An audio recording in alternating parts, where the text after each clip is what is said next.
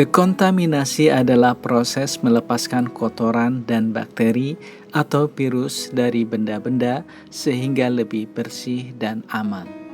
Adapun prosesnya terdiri dari 3 langkah. Pertama, pembersihan, yaitu membersihkan debu, kotoran, dan lain-lain. Yang kedua, disinfeksi, yaitu mengurangi jumlah bakteri atau virus pada benda atau ruangan. Kemudian yang ketiga, sterilisasi, membebaskan benda atau ruangan dari bakteri virus.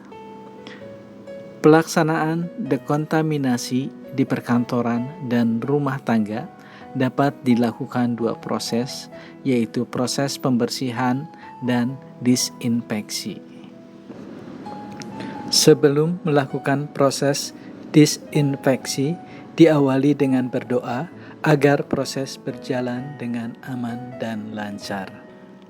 Alat dan bahan yang dibutuhkan untuk pembersihan dan disinfeksi terdiri dari ember, kain mikrofiber, pelmop, handspray, sprayer gendong, dan alat pelindung diri seperti masker, kacamata, dan sarung tangan. Cara pembuatan larutan disinfektan. Disarankan menggunakan larutan hidrogen peroksida atau H2O2 sebanyak 0,5% atau 1,4%. Jika tidak tersedia, dapat menggunakan larutan klor yang ada dalam cairan pemutih. Cara pembuatan larutan disinfeksi dengan menggunakan cairan pemutih sebagai berikut. Campurkan 10 ml klor 0,05% dengan 900 ml air bersih. Kocok agar larutan dapat tercampur rata. Kemudian pindahkan larutan tersebut ke handspray menggunakan corong. Larutan siap digunakan. Cara pembuatan air sabun untuk pembersihan. Masukkan sabun atau deterjen secukupnya ke dalam ember, kemudian tambahkan air bersih dan aduk sampai berbusa. Larutan air sabun siap digunakan. Membersihkan dan disinfeksi permukaan meja. Lakukan pembersihan ke seluruh permukaan meja dengan menggunakan lap yang sudah dibasahi dengan air sabun. Lanjutkan disinfeksi dengan menyemprotkan larutan disinfektan ke seluruh permukaan meja. Lalu ratakan menggunakan lap mikrofiber dengan gerakan satu arah. Membersihkan dan disinfeksi pegangan tangga. Lakukan pembersihan ke seluruh permukaan pegangan tangga dengan menggunakan lap yang sudah dibasahi dengan air sabun.